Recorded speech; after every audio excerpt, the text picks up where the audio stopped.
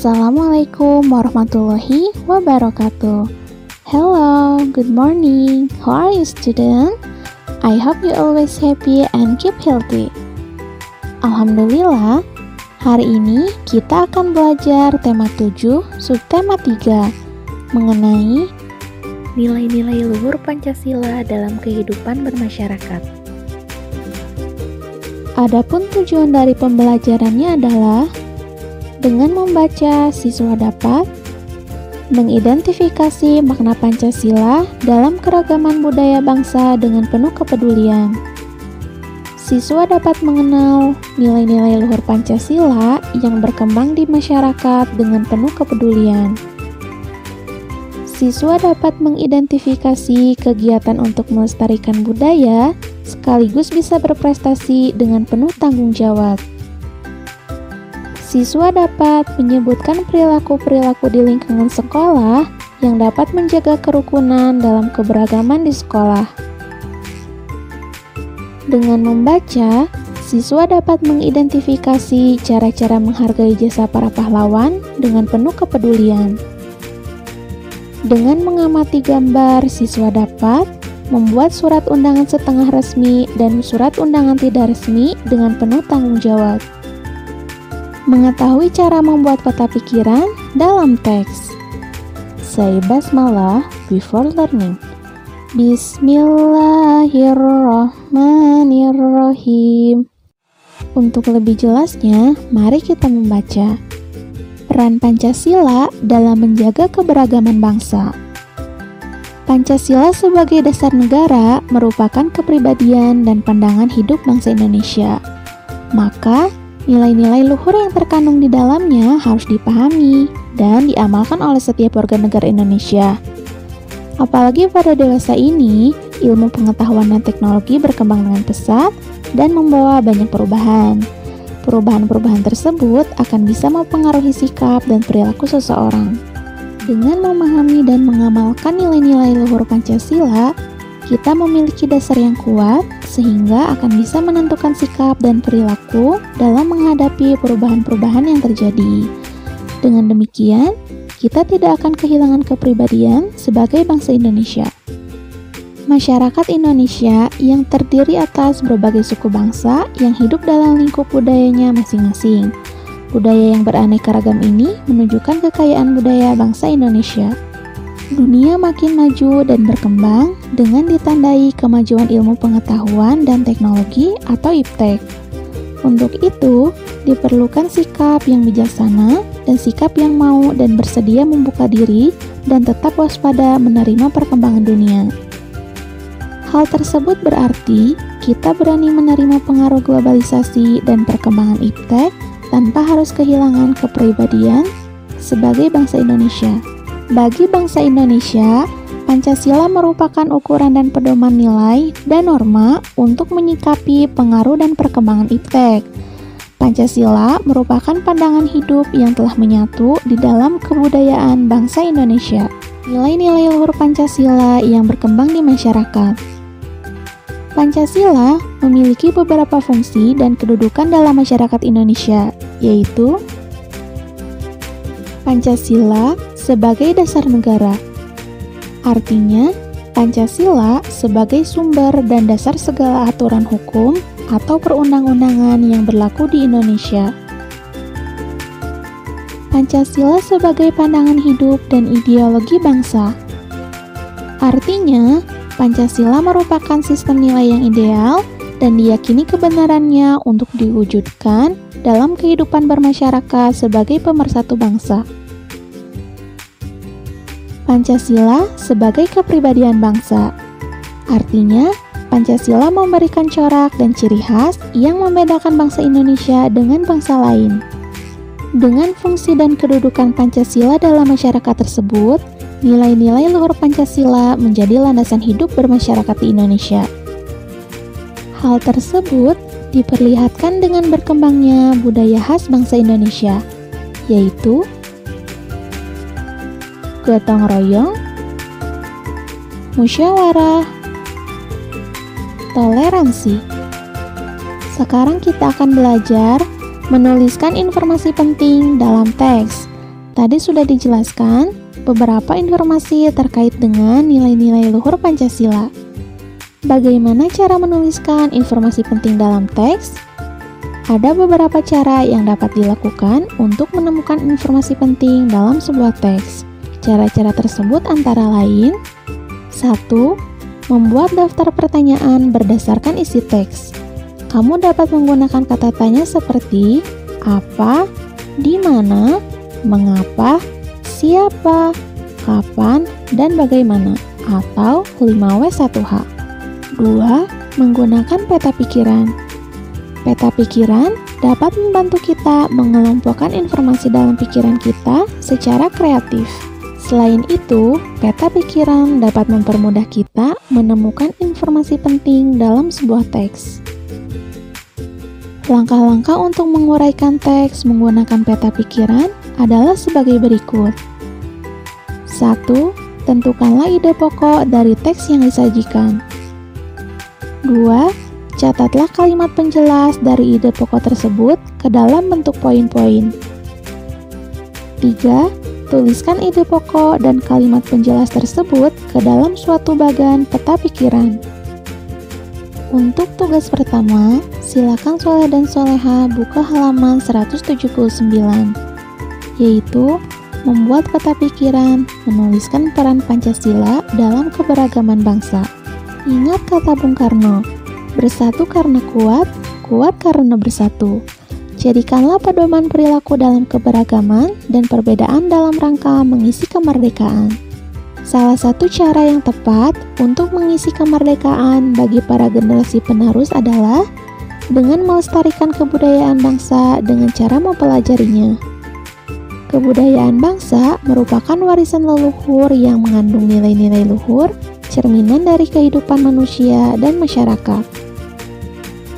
Bagaimana upaya melestarikan kebudayaan bangsa Indonesia? Kita harus menghormati budaya dari daerah lain. Hal tersebut bertujuan untuk menjaga kedaulatan negara dan ketentraman dalam hidup bermasyarakat. Sikap yang dapat kita lakukan untuk menghormati dan menghargai budaya daerah lain adalah sebagai berikut. 1.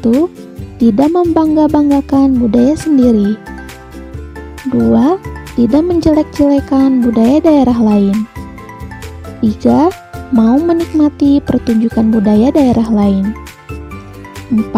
Mau mempelajari budaya daerah lain. Cara menyikapi perbedaan dan keberagaman di lingkungan sekolah.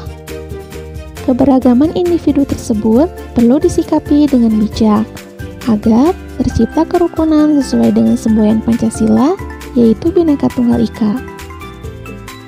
Berikut beberapa sikap yang dapat dilakukan untuk menjaga kerukunan dalam keberagaman di sekolah. 1. Menerima perbedaan pendapat teman saat diskusi. 2. Tidak mengucilkan teman yang memiliki kebiasaan atau sifat tertentu. 3. Menjenguk teman yang sedang sakit. 4. Meminjamkan peralatan sekolah kepada teman. 5. Melerai dan saling mengingatkan saat ada teman yang berselisih pendapat. Menghargai jasa para pahlawan. Kita bukanlah bangsa yang lupa akan jasa-jasa para pahlawan. Rasulullah Shallallahu Alaihi Wasallam pun selalu mengenang jasa para sahabatnya yang gugur sebagai syuhada pada Perang Badar. Para pahlawan bukan hanya tetap hidup dalam ingatan dan kenangan, tetapi mereka benar-benar hidup di sisi Allah Subhanahu wa Ta'ala dan selalu merasakan kenikmatan dan kebahagiaan. Hal ini sesuai dengan firman Allah Subhanahu wa Ta'ala dalam Quran Surat Ali Imran ayat 169-170. Dan jangan sekali-kali kamu mengira bahwa orang-orang yang gugur di jalan Allah itu mati. Sebenarnya, mereka itu hidup seraya mendapat rezeki di sisi Tuhannya.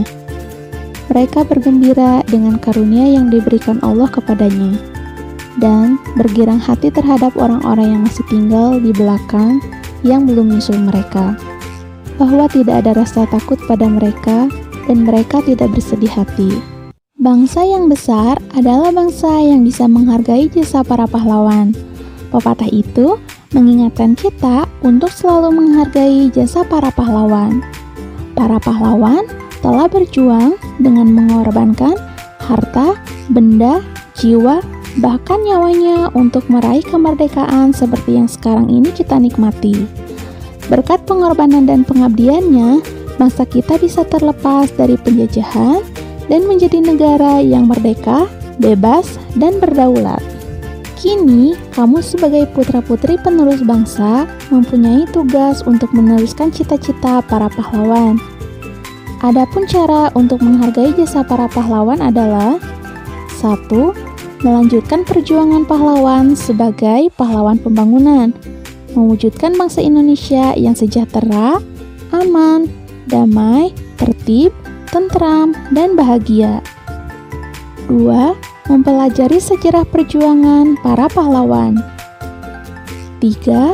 Menghormati upacara bendera sebagai wujud rasa cinta tanah air dan bangsa Indonesia. 4.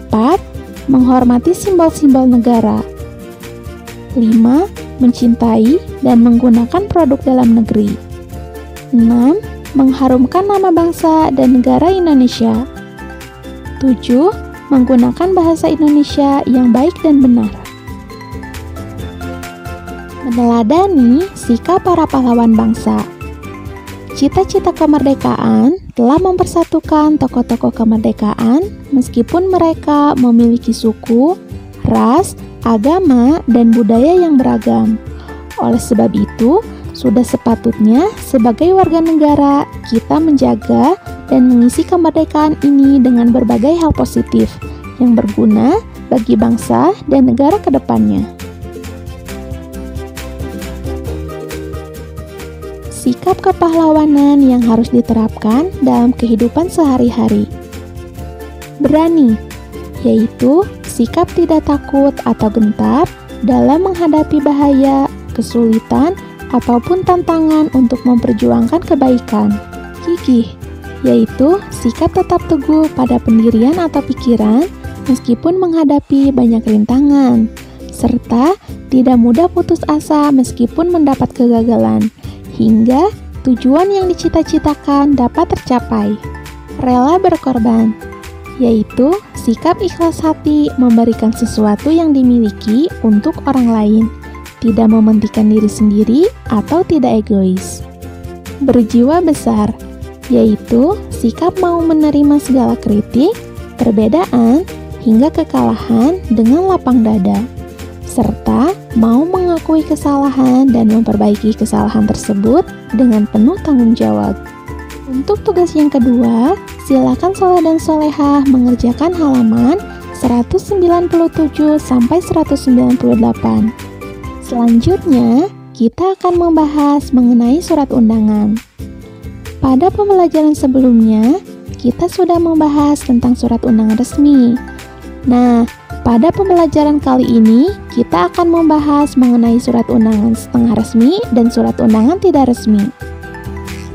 Perhatikanlah contoh surat undangan berikut ini. Ini adalah contoh surat undangan setengah resmi. Sedangkan yang ini adalah contoh surat undangan tidak resmi. Dapatkah kalian menyebutkan persamaan dan perbedaannya? Persamaan surat undangan setengah resmi dan surat undangan tidak resmi adalah berisi ajakan untuk menghadiri suatu acara. Di dalam keduanya terdapat alamat, waktu, dan acara yang jelas. Sedangkan perbedaannya adalah pada atas nama pengirim dan kepentingannya. Surat undangan setengah resmi mengatasnamakan perorangan yang ditujukan ke perorangan maupun instansi atau organisasi untuk kepentingan setengah resmi. Surat undangan tidak resmi mengatasnamakan perorangan yang ditujukan kepada perorangan untuk kepentingan perorangan. Umumnya, surat undangan tidak resmi berisi kata-kata yang lebih sederhana dibandingkan surat undangan resmi.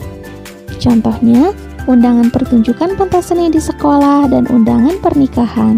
Untuk tugas yang ketiga, silakan soleh dan soleha membuat surat undangan tidak resmi perihal ajakan kepada teman untuk berkunjung ke rumah. Untuk kesimpulan pembelajaran hari ini adalah memahami makna dan nilai-nilai luhur Pancasila dalam kehidupan sehari-hari, menghargai jasa para pahlawan dan meneruskan perjuangannya, mengetahui cara membuat peta pikiran dalam teks, dapat mengetahui cara membuat surat undangan setengah resmi dan tidak resmi. Say hamdalah, alhamdulillahi rabbil alamin. Kita cukupkan pembelajaran hari ini. Mudah-mudahan Soleh dan Soleha dapat memahami materinya.